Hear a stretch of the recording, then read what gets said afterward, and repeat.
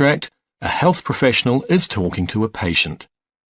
For questions 1 to 24, complete the notes with information you hear. Now look at the notes for extract 1.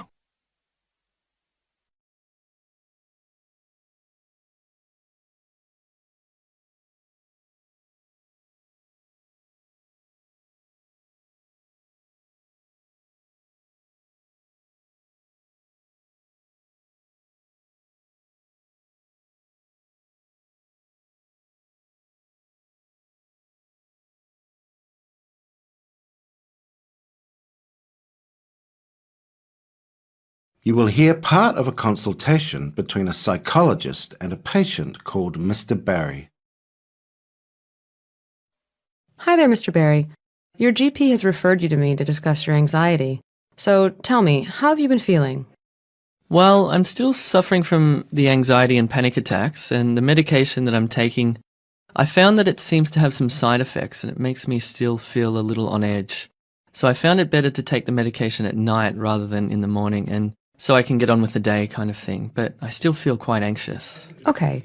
Getting used to the medications can be difficult.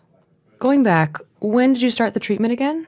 3 weeks ago now? And that was the citalopram, the one to hopefully control the panic symptoms longer term, and the chlordiazepoxide, which is for the more short-term control.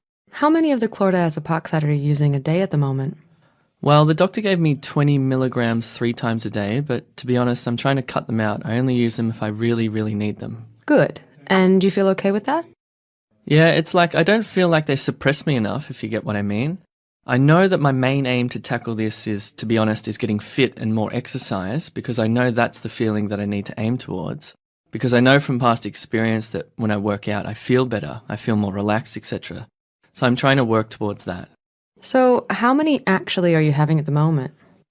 Today I've had to go into work just for a conference with my manager, just to discuss how things are going and stuff. So I had to take 2 because I just felt like I couldn't manage it otherwise. Right, okay. So over the past 4 or 5 days? None except for the 2 today.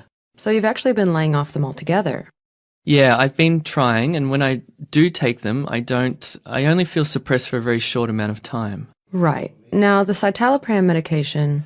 Yes, I'm on 20 milligrams once a day, and the side effects, headaches, were quite bad to begin with, and I'm still getting them, but I think that could be more stress-related, because they're not I wouldn't call them painful headaches.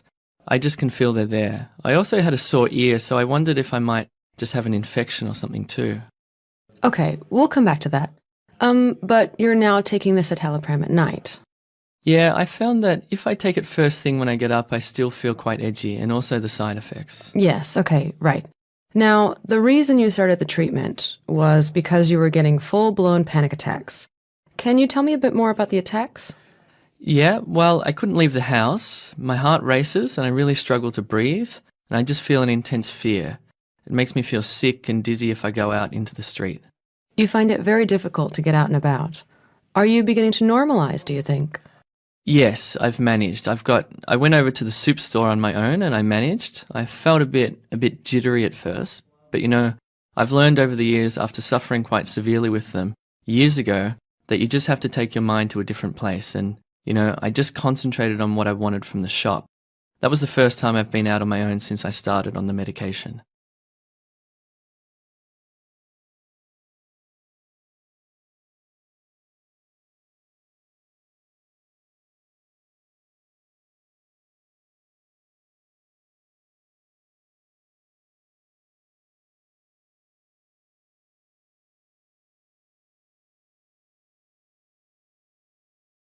Extract 2 questions 13 to 24.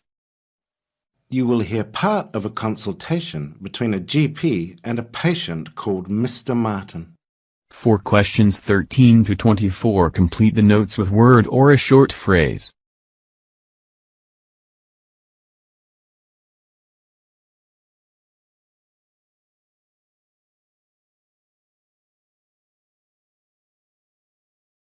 Hello, Mr. Martin. I'm Dr. Hampton. Hello, nice to meet you. And you? How can I help you? Well, I've come about my stomach. I've had problems with it over the years, on and off, but at the moment it seems to be worse again. Mainly kind of just real sore feelings across here. Okay. When you get the pain, where is it exactly? Can you show me? Yes, it's here. It's sort of across the upper part of the tummy and down here to the middle of the tummy. Uh-huh. And how would you describe the pain? Could you put words to it? It's more sore. I can't say it's a real pain. It's more a sore feeling and like irritation, maybe? Right. Does it move around or is it always in the same place? Yeah, I mean, sometimes it always seems to start here in the middle, kind of. I can feel a bit there now, but I've had it more down each side as well, and I didn't know. At one point, I wondered whether it was my kidneys or something, or whether it's still the same thing. I don't know. Okay. And you said it's both sides. Do you mean together or does it sort of flip from one side to the other? Yeah, not together. It goes from one side to the other. So it really moves around this pain, doesn't it? Do you get bloated when you get the pain? Yes, very bloated. And can you tell me how long this has been happening? Well, I first had it several years ago. I had it when I was working, and a doctor I went to see said then it was probably irritable bowel. That was 4 years ago. Right. Was the bloating a part of that too? Yes. And did things settle down for a period of time? Yeah, they settled down when I was watching my diet much more, and when obviously I wasn't as stressed. I'd given up work. Okay, what about your bowels? Can they be a bit variable? Yes, very much so. Could you tell me a bit more about that? Well, I've always had a bit of a problem with constipation, mainly. But I mean, I'm going just recently going perhaps a couple of days and not really going. And then, like in the last couple of days, every time I eat, I seem to want to go. Right. And are you getting loose motions? It's loose, yes. Right, okay. Yeah, I mean, really, nothing has changed. I mean, I drink loads of water, but when I'm constipated, it's really hard and just like, like small brown pieces when I go.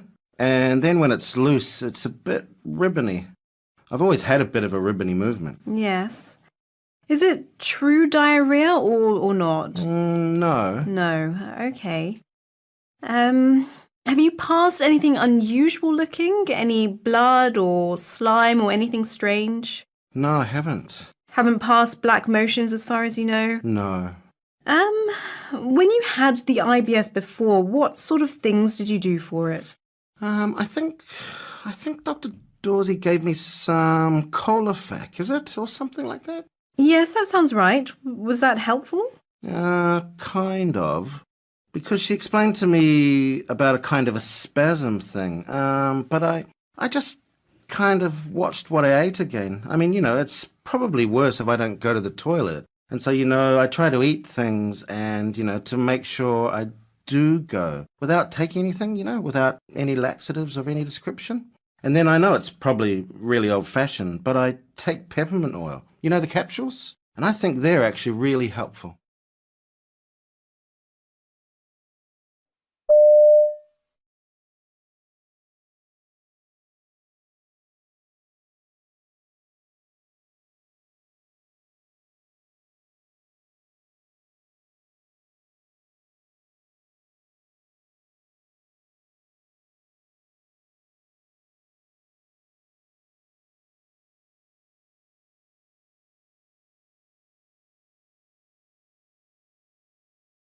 In this part of the test, you will hear 6 different extracts.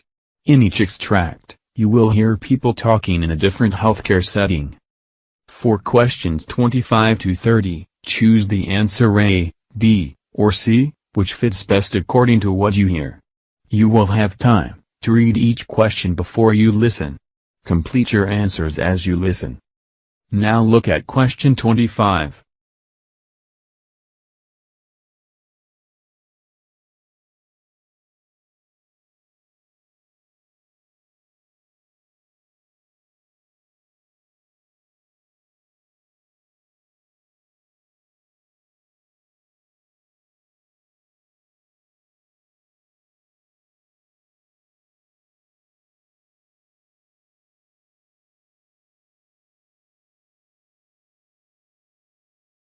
You hear a doctor and a trainee discussing the application of a plaster cast.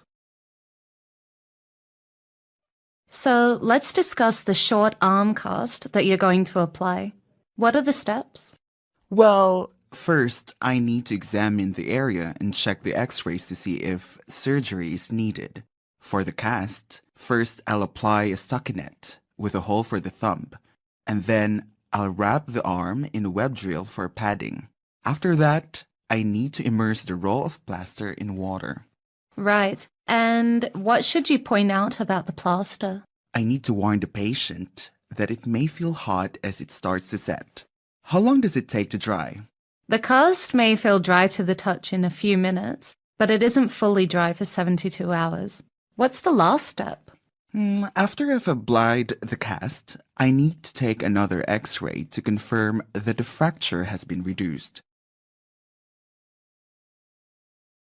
You hear a manager explaining new data management processes to clinical staff. Yes, in the back. You had a question? Yes. How should we file our feedback reports? Do we need to just complete them on the computer? That's a great question. Remember that since the clinic has begun transitioning to the new computers and software systems, we need you to fill out the paper reports in addition to the digital versions. I know this may be time-consuming, but this is because as we transfer all our files from the old servers to the new ones, some files may be misplaced, and we want to ensure that all of our records are easily accessible at all times. So we need to make 2 copies of our reports? Yes, exactly. Great. Does anyone else have a question? You hear a presentation about the introduction of a new type of wound dressing. Thank you all for coming. Well, after some research, the hospital has decided to invest in a new type of dressing to care for our patients with chronic wounds, such as those with diabetic ulcers. Although the traditional cloth compression bandages are useful, they need to be changed frequently to promote healing. These new bandages are made of a natural plant-based material instead. In fact, they're made from seaweed. Alginate dressings are somewhat costly, but they can prevent harmful strains of bacteria from entering the wound by forming a protective barrier with the skin. Most impressive of all, they can absorb up to 20 times their own weight, so they're the best choice for wounds with high-level exudate. Based on these factors, we believe that alginate dressing would be a useful addition to our wound care procedures. You hear 2 hospital managers discussing completion rates for an online course. It looks like only around 40% of the staff have completed the online health and safety course so far. Less than half, but the course has to be completed by all staff members by the end of the month. Can we send them a reminder email? We've reminded them by email twice already. I've even phoned a few people. I think we need to bring it up at the general staff meeting next week. That's on Thursday afternoon, right? Will that work with everyone's schedules? It should. All staff members have that time already blocked out. But if anyone can't come, then we can speak to them in person one-on-one. You hear an educator describing methods for creating medical abbreviations to nursing trainees. A technical name for the use of first letters is initialing, but I prefer to use the phrase the first letter rule for this method. Abbreviations using the first letter rule commonly identify diseases and diagnostic tests. For example, chronic obstructive pulmonary disease is COPD, or liver function tests are LFTs. In most cases, these letters are pronounced separately as letters, but sometimes key letters or key syllables form the abbreviation.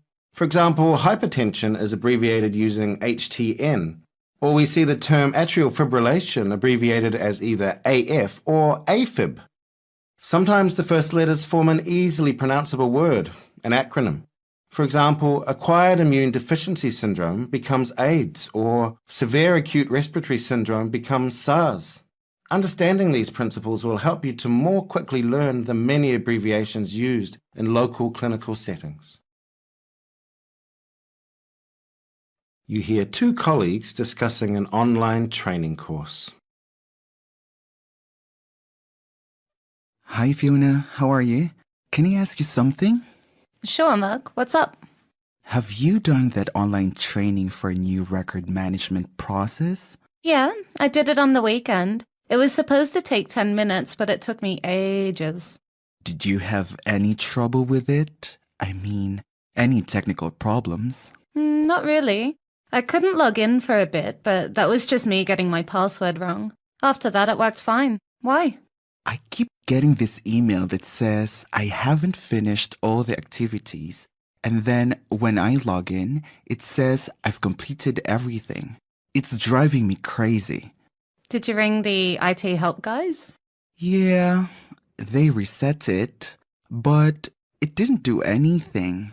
I really don't want to do it again. No, you shouldn't have to. Maybe just send the register an email and let her know that you've done it. Maybe she can fix the issue.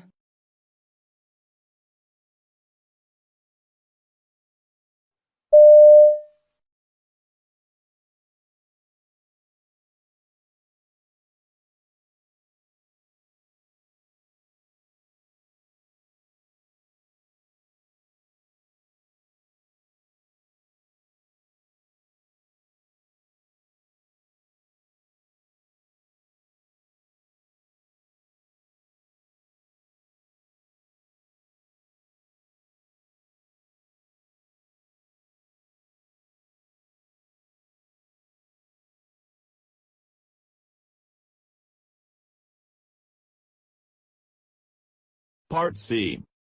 In this part of the test, you'll hear two different extracts. In each extract, you'll hear health professionals talking about aspects of their work. For questions 31 to 42, choose the answer A, B, or C, which fits best, according to what you hear. Complete your answers as you listen. Now look at extract.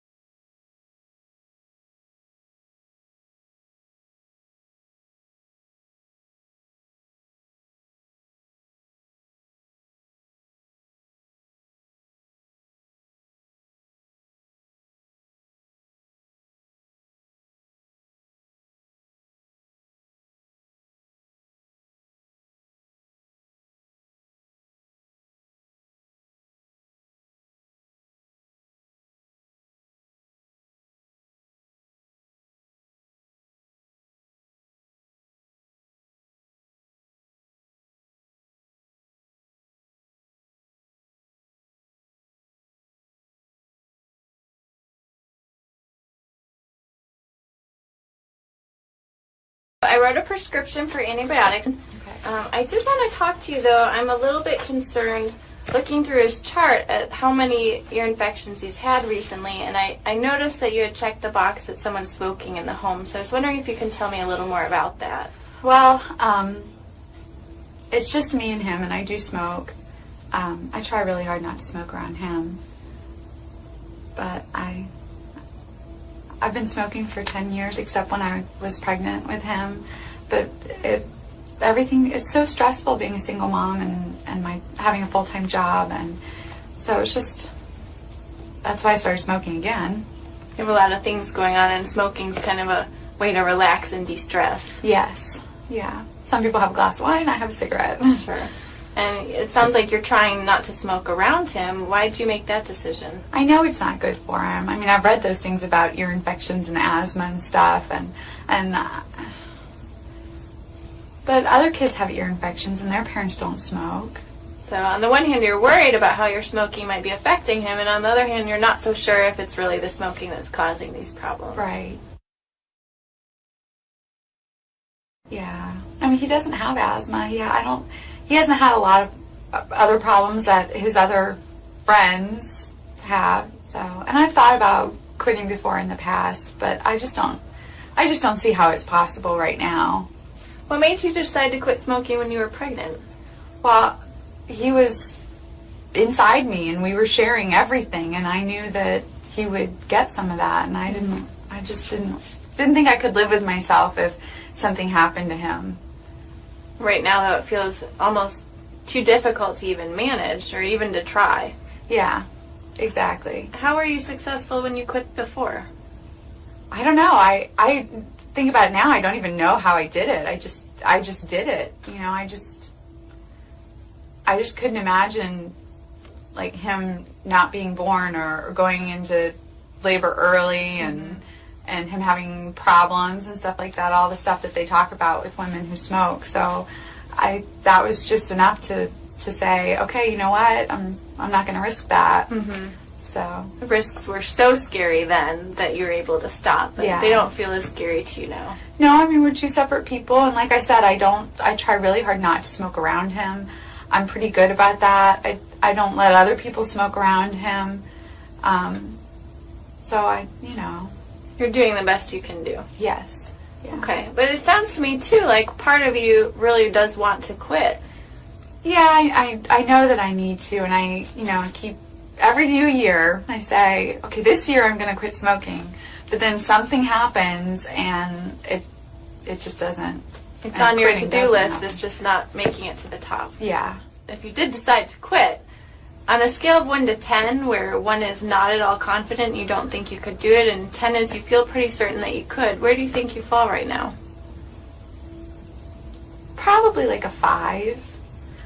Kind of in the unsure area. Like, I know I've done it before, so I know I can do it, but at the same time, it just seems really hard, and it's not the same situation. Well, what made you say 5 rather than 2 or 3?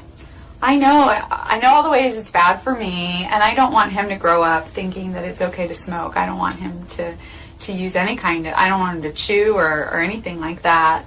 So I know I need to, especially before he gets old enough to understand what mommy's doing, but I just don't know if I can do it. Okay. So it sounds like you have a lot of reasons why you'd like to quit. You have been successful quitting in the past, and right now you're just feeling a little bit hesitant about your ability to do it. Yeah. Where do you think we should go from here? I don't know. I'd like some help. I just don't know what kind of help I need. Sure. Well, if you'd be interested, that's something I can definitely talk to you about. There are a lot of new options that can actually help people be way more successful in their attempt at quitting. There's different medications you can try. I don't like medicine. Okay. There's also a lot of support groups and classes that you can take where you have other people to go through it with you, and sometimes just having that support can be a big part of it, especially for people like you where smoking is such a stress reliever. That sounds nice, but I'm not sure if I have the time for all that. Sure, it feels like something that would take up a lot of time and maybe not fit into your life. I wonder if we could talk about some options that might fit into your life. That would be really nice. Okay, well, if you're willing, then we could set up another appointment where you could come in and we could talk more about that. I would like that. That would be great. Great. Thank you. Sure.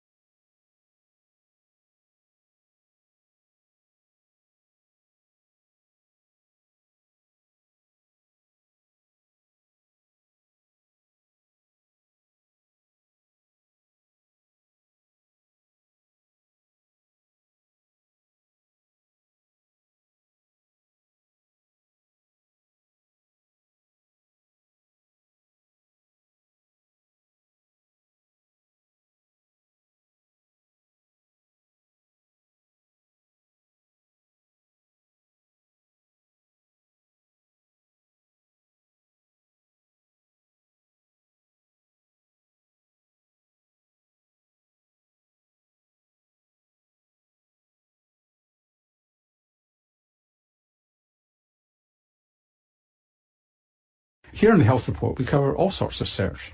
The Mediterranean diet, what fat is right for you, how much salt is safe, diets to protect you from diabetes, early death, heart disease. So this next segment is actually a bit perturbing. We're being told that almost all this research is wrong. Yes, John Ioannidis is Professor of Medicine at Stanford University, and he says the scientific approach taken by nutritional researchers is nowhere near rigorous enough, and we have to go back to basics if we're to learn anything significant about how diets impact health. Thank you for inviting me. Now, we've had you on lots of times before, talking about various things and demolishing a few iconic areas of health and research. You're arguing that nutritional research needs radical reform. On what basis do you say that? Well, there's clearly a factory of papers being produced in nutrition epidemiology in particular that don't meet very high standards of credibility. The type of research that is being done in nutritional epidemiology, it's not an issue that there's bad scientists involved in it. You know, maybe excellent scientists are involved in it, but the odds of getting it right are extremely small. Let's look at that in a moment, but you quote in your paper some really bizarre conclusions that you might come to from if you'd believed past nutritional research. Do you want to just tell us some of those bizarre findings in the relation to either longevity or shortened lifespan? Most of these studies are not experimental. They're not randomized. They're just observing people who report what they eat, and they take that seriously, that this is reflecting exactly what they ate, which is one major assumption. Second, people take these behaviors and these numbers as causal, which means that they look at the numbers and they translate them to an effect of these nutrients or of these foods on mortality. And then they also make another assumption that these risks are applicable to the entire lifespan. So then, let's take a number like 15% relative risk reduction in mortality or 15% increase in survival, which is the typical number that comes out of these studies. And this is the number that is the summary of all the data, for example, on what is the benefit with eating 12 hazelnuts a day. If you translate that to a gain in survival, you take 80 years, you multiply that by 15%. This looks like a 12-year gain in survival just by eating 12 hazelnuts a day, or literally one hazelnut a day would give you one more year of life as a benefit. It's a ridiculous calculation. It is not so, of course. Even if you believe that one of these foods or one of these nutrients or a couple of them may be important, it's impossible to believe that every single food, every single nutrient will have such tremendous benefits or such tremendous risks. So you get there because of there's multiple levels of unreliability. Is that what it is? That essentially the food diary is unreliable, they're not controlling for other factors such as education and other environmental factors properly, and they all conflate together to give you bizarre results? Is that what's going on? Exactly. It's a problem at multiple levels. It's an extremely difficult field to study. And it doesn't mean that observational studies, that epidemiological studies get it wrong all the time. In many other fields, the problems are much more straightforward. For example, we know for sure that smoking is killing zillions of people. It will kill 1 billion people in the next century unless we do something. But the effect of smoking is huge. The risk increases 20-fold if someone is smoking for getting lung cancer. But just to challenge you on that, whilst we're confident in smoking, why are we confident in smoking and not in coffee? Because there have been no randomized controlled trials of getting people to smoke and other people not to smoke. I mean, so that's still on observational studies, is it not? The major difference with smoking is that the effect is tremendous. We're talking, as I said, of a 20-fold increase in risk of lung cancer, 10-fold increase in cardiovascular disease. Many other diseases have tremendous increase in risk. For each single nutrient, each single things that we eat or drink, the effects, even if you take these studies literally, are much, much, much smaller. And based on what we know from some randomized trials that we have done, the effects are pretty much close to null, if not exactly null. I mean, it's very likely that they're exactly null, which means that it's a complete waste to even try to pursue them any further. What about... We cannot really use epidemiology to study a relative risk of 1.01. we can do it, study a relative risk of 20, which is what's the case for smoking. And just to dissect that out for people who don't know the statistics, is that 1.01 is, there's no effect, 1.01 is just tiny, whereas 20, an effect of 20 is 20 times the risk. So 1.01 is just a little bit over what would be normal and probably within normal limits. So what about eating patterns? I mean, you yourself have been involved in trials of the Mediterranean diet. So I think that eating patterns, in theory, might be able to get you a little bit of that complexity of all these nutrients interacting together. But even those are very difficult, if not impossible, to study within an observational context. Again, you have most of these problems operating. Number one, you need to ask people what type of eating pattern they're following, and responses may be accurate or very often may be very inaccurate, especially if you try to recall what you ate and tell what you're doing. Just try it to yourself and see whether that information would be reliable. The second problem is that you still have extreme complexity among all these nutrients. We have over 200,000 different foods that you can combine in different ways. There's no clear eating pattern that each one of us is following. We follow different eating patterns in different periods of our lives and different days even. And it also changes all the time. If you superimpose the way that we react to all of these chemicals that we digest, our metabolic profile, also our genetic profile might affect how we react. Circumstances, our environment, socioeconomic factors that dictate what we decide to eat or not eat, and what we do or don't do with our life at the same time. It's an extremely complex system.